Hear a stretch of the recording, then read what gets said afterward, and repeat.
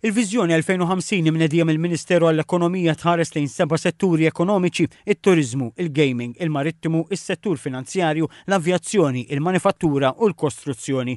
Il-Gvern qed jara li s-settur tat-turizmu se jikber b'aktar mid-doppju, potenzjalment jitripla fl-10 snin li ġejjin. Il-Gvern qed jisma' li s-settur turistiku jikkontribwixxi bejn 2.4 biljun euro u 2.9 biljuni għall-ekonomija, dan meta llum jikkontribwixxi mal-biljun euro. Dan se jseħħ minħabba żieda fil-wasliet imma wkoll żieda fin-nefqa tat-turist. Il-Gvern qed jara li l-ispiża tat-turisti titla' b'aktar minn 100 euro il-lejl, minn 144 euro kull lejl għal kull turist għal bejn 275 euro u 285 euro. Il-Gvern qed jistma' wkoll li fl-10 snin li ġejjin il-wasliet se jkomplu jiżdiedu minn 3.6 miljuni fl-2024 għal kważi 4 miljuni u nofs. Il-Gvern qed jara dawn it-tragwardi jintlaħqu b'diversi modi, fost dawn ħidma biex Malta tospita aktar laqgħat internazzjonali ta' valuroli bħal summits u forums, filwaqt li nħolqu avvenimenti ġodda bħal festivals, tournaments u avvenimenti kulturali.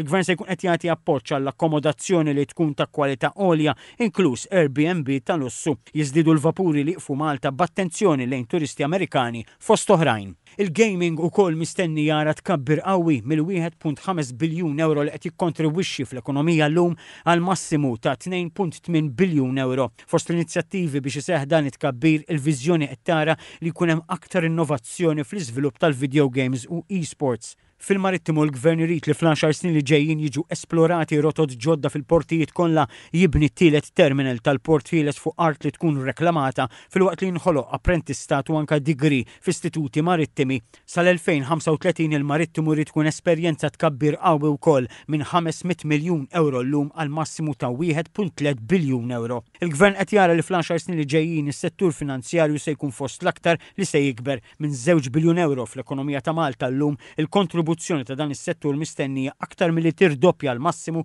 ta' 5.3 biljun euro. Dan xprunat l-aktar minn investment funds, immaniġġjar tal-ġitulassi, il-fintech u l-ftuħ ta' aktar kwartieri ta' kumpaniji multinazzjonali f'Malta.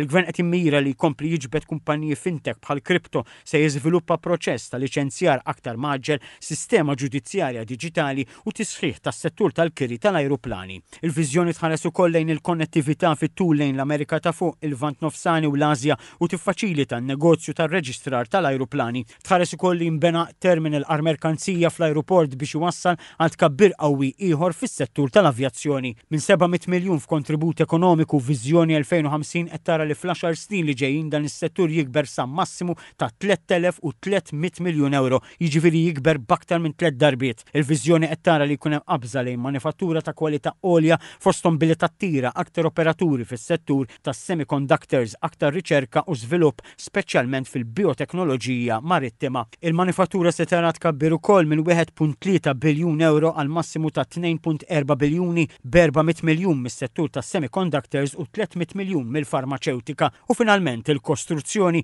li minkejja li se jikber mhux se jagħmel dan bl-istess rata ta' oqsma ekonomiċi oħra. Mit 800 miljun li jikkontribwixxi llum għal massimu ta' 2.1 biljun euro. Il-viżjoni qed tara li tjiebu l-inċentivi fiskali għal bini energy efficient, rinnovar u salvagwardji ta' ċentri urbani antiki.